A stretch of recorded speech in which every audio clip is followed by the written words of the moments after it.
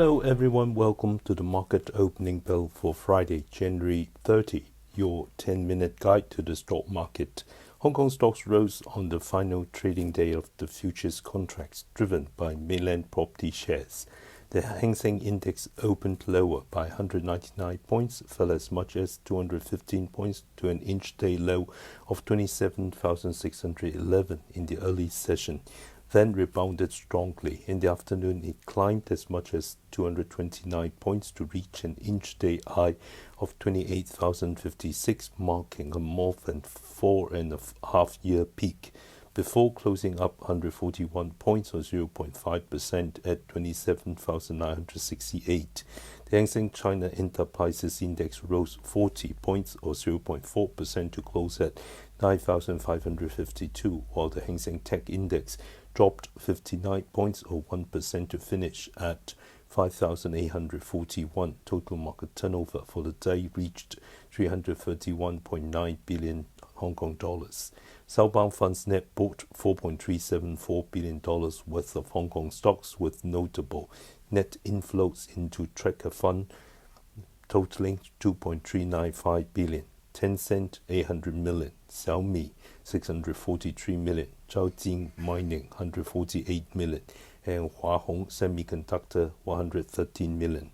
On the selling side, net outflows were seen in China Mobile at 645 million, Zijin Mining 377 million, Alibaba 330 million, Zijin Gold International 215 million, SMIC 162 million, and CNOOC 113 million.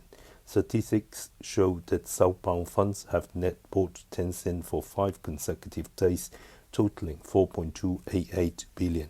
Net sold China Mobile for 19 straight days, totaling 15.434 billion. Net sold Alibaba for 5 consecutive days, totaling 3.402 billion. Net sold Zijin Mining for 4 consecutive days, totaling 3.15 billion. And net sold SMIC for 4 consecutive days, totaling 1.172 billion. Technically, the Hang Seng Index has reached the 28,000 point target. After stabilizing above 28,000, the next upside objective is 28,800, with initial support on any pullback at 27,600. Mainland A shares traded in a narrow range. The Shanghai Composite Index closed at 4,157, up 6 points or 0.2%. The Shenzhen Component Index fell 42 points or 0.3% to 14,300, and the Hynix Index dropped 19 points or 0.6% to 3,304. Combined turnover across the Shanghai and Shenzhen markets totaled 3.23 trillion yuan. The People's Bank of China set the yuan's daily midpoint rate against the US dollar 16 points lower at 6.9771. Hong Kong listed mainland property stocks saw further gains following reports that several real estate developers are no longer required by regulators to submit monthly data related to the 3 red lines. Only certain distressed developers need to report key financial indicators, such as the asset-liability ratio, to the risk resolution task forces in their headquarters cities.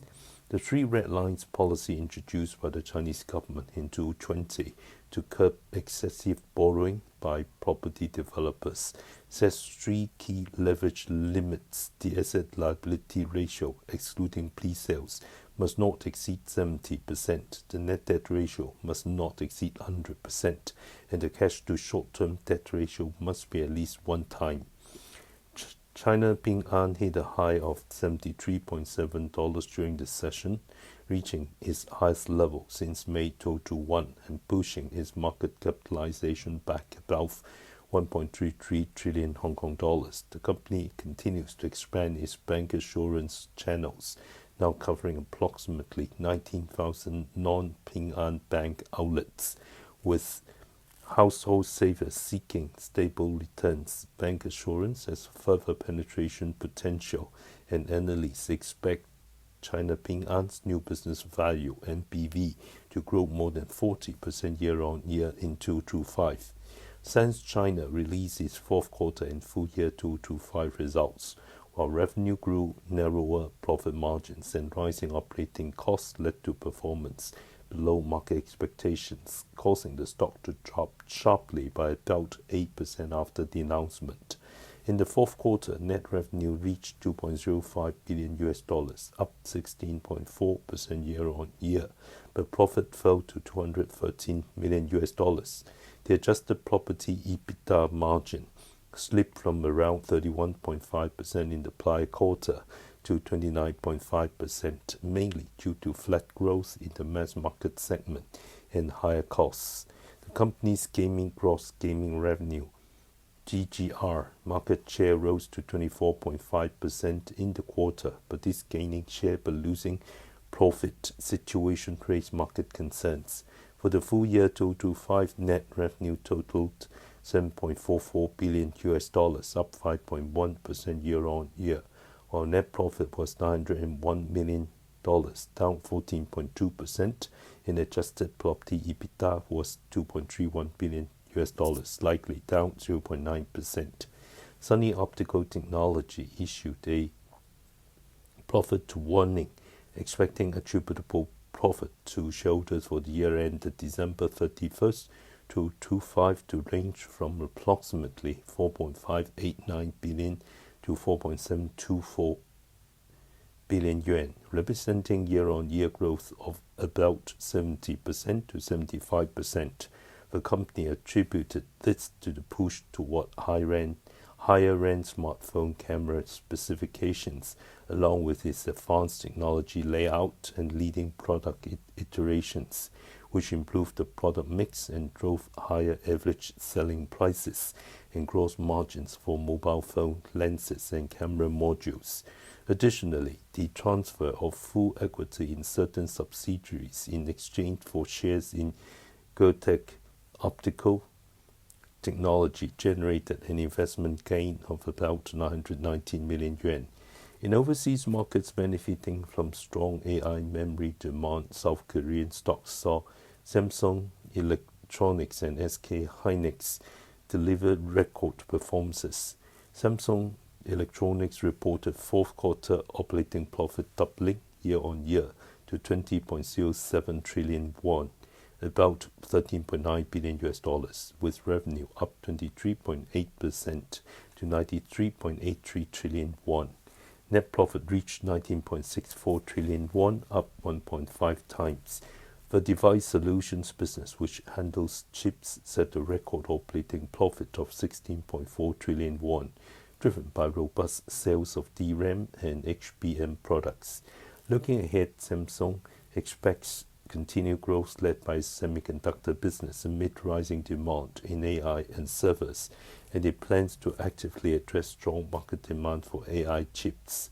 SK Hynix posted fourth quarter net profit of 15.2 trillion won, up 90% year-on-year, with operating profit at 19.2 trillion won, up 137%. Revenue reached 32.8 trillion won, up 66% for the full year. Operating profit hit 47.2 trillion won, up 101%, with an operating margin of 49%. Net profit of 42.9 trillion won, up 117%, and revenue of 97.1 trillion won, up 47%. In the DRAM segment, HBM sales more than doubled year-on-year, serving as the core driver of record performance. On the general DRAM side, the company has mass-produced 6th generation 10nm class DDR5 DRAM and developed the industry's highest capacity 256GB server DDR5 RDIMM module based on 5th generation 10nm class 32GB single die technology, further solidifying its leadership in the server module market. Philips Securities provides trading in Korean stocks. For more details, please visit our company website at www.perms.com.hk. US stocks fluctuated. The VIX Fear Index rose 0.53 points or 3.2% to 16.88. The Dow Jones Industrial Average gained 55 points or 0.1% to 49,071. The Nasdaq fell as much as 624 points or 2.6% at 1 point, dragged by sharp declines in Microsoft and other software stocks, before narrowing its losses to close down 172 points or 0.7% at 23,685. The S&P 500 dipped 9 points or 0.1% to 6,969. The Nasdaq China Golden Dragon Index, tracking Chinese concept stocks, rose 27 points or 0.4% to 7,919.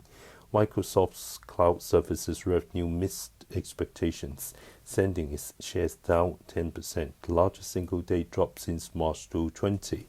Meta's revenue guidance beat forecasts, boosting its stock 10.4%. Tesla reported a 61% drop in fourth quarter net profit, but still beat expectations. Full-year revenue fell for the first time ever historically. The stock rose 2% intraday before retreating to close down 3.5%. CEO Elon Musk announced that production of new Model S and Model Y vehicles will gradually stop in the next quarter, with space at the California factory currently used for Model S and Model X to be repurposed for Optimus robot production as part of the company's shift toward robotics. Musk described this as part of Tesla's broader transition to autonomous driving, targeting annual production of 1 million Optimus robots at the California facility, though he warned that Chinese humanoid robots could pose potential competition and noted that people outside China often underestimate the country. He added that Tesla plans to raise capital expenditure above $20 billion this year. After the close, Apple rose 0.7% following its quarterly results release. Software stocks faced selling pressure, with ServiceNow down 10% and SAP falling 15.2%. Among other earnings releases, IBM and Caterpillar beat expectations on profits and revenue, rising 5.1% and 3.4% respectively. NVIDIA CEO Hang Seng stated that Chinese authorities are still deciding whether to allow imports of the company's chips, so no orders for the H200 AI chip have been received from Chinese customers yet. He expressed hope that the Chinese government would permit sales of the H200, but said it depends on the decision and the company will wait patiently. During his recent visit to China, he met with customers and government officials, emphasizing that the H200 is highly suitable for China and their clients there are eager to obtain it. U.S. initial jobless claims last week fell slightly by 1,000 to 209,000, below the upwardly revised prior figure, but still above the market's expected 205,000. Spot gold and silver hit new highs again, with spot gold approaching $5,600 and silver futures breaking through $121 per ounce for a record. Gold's rise is fueled by ongoing central bank purchases, strong momentum from trend following funds, and surging safe haven demand. Prices surged 64% last year and are up nearly 28% cumulatively this year so far. The World Gold Council's 225 Global Gold Demand Trends report show total global gold demand reached a record 5,002 tons last year, value at $550 billion. Investment demand hit a milestone of 2,175 tons, becoming the main driver of the record total. Gold ETF inflows netted 801 tons as investors sought safe haven and diversification. Physical bar and coin demand remains strong at 1,374 tons, with China and India showing standout growth of 28% and 17% year-on-year respectively, accounting for over 50% of that segment. The Council's China-specific report noted that gold jewelry consumption in the first quarter of 2026 may see a sequential rebound, supported by the Lunar New Year peak season for seasonal purchases and festive buying.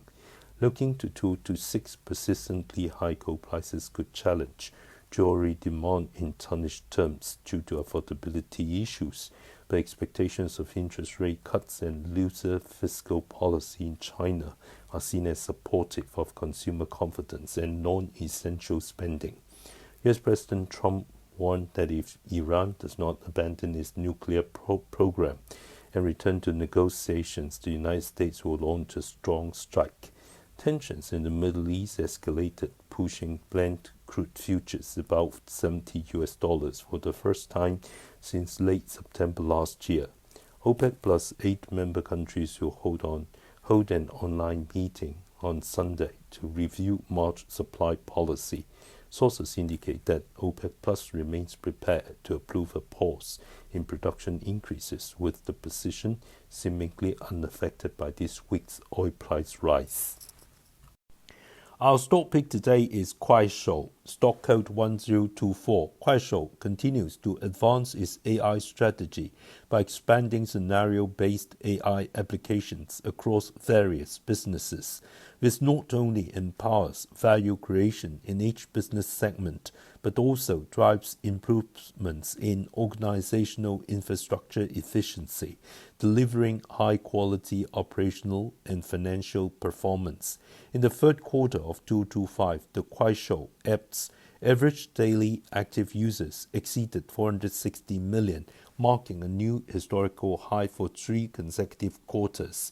Average daily time spent per daily active user reached 134.1 minutes, with total user time spent increasing 3.6% year-on-year. Total revenue for the quarter grew 14.2% year-on-year to 35.6 billion yuan, with core commercial revenue, including online marketing services and other services primarily from e-commerce, rising 19.2% year-on-year. Adjusted net profit reached 5 billion yuan, up 26.3% year-on-year, achieving an adjusted net profit margin of 14%, demonstrating strong operating leverage and effective cost control. In terms of clean AI, the group has continuously enhanced the quality of its foundational models and developed more innovative features to meet creators' diverse needs, building a one-stop creative productivity platform that enables everyone to tell great stories with AI. At the same time, through ongoing engineering innovations, the new model has reduced video generation inference costs, lowering the per video generation cost for creators by nearly 30% and further strengthening Clean AI's overall cost performance advantage. As of January 2026, Clean AI's monthly active users have surpassed 12 million, with its annualized recurring revenue ARR in December 2025 reaching $240 million. Daily revenue in January 2026 grew approximately 30% month-on-month. In the e-commerce business scenario, the group launched the end-to-end generative retrieval architecture OneSearch, achieving more precise product matching and optimized user experience, which drove a nearly 5% increase in search order volume on the mall. The application of OneRec in e-commerce scenarios contributed to a high single-digit GMV uplift in the information flow of the e-commerce mall during the third quarter of 2025. In the live streaming business scenario, leveraging Clean AI's capabilities, the group introduced the AI All Things Gift customization feature, generating highly personalized real-person image gift effects that enhance user interaction and willingness to pay. The group continues to deepen its presence in overseas markets, focusing on targeted advertising to high-value user groups and strengthening deep connections between premium platform content and core users. In the core overseas market of Brazil, user acquisition costs declined year-on-year while maintaining stable daily active user numbers, with average daily time spent per daily active user continuing to grow year-on-year. In the online marketing business, the group has continuously strengthened business resilience by actively expanding into diverse marketing client industries and improving precision matching and conversion efficiency throughout the overall marketing chain, gradually unlocking the commercialization potential of various user groups. Meanwhile, the Brazil e-commerce business has continued to improve subsidy efficiency and operational efficiency, achieving healthy year-on-year growth in transaction scale and order volume while strictly controlling ROI. Recommended buy price $81.8, target price $89.8, stop loss $77.5. I do not hold the above stock.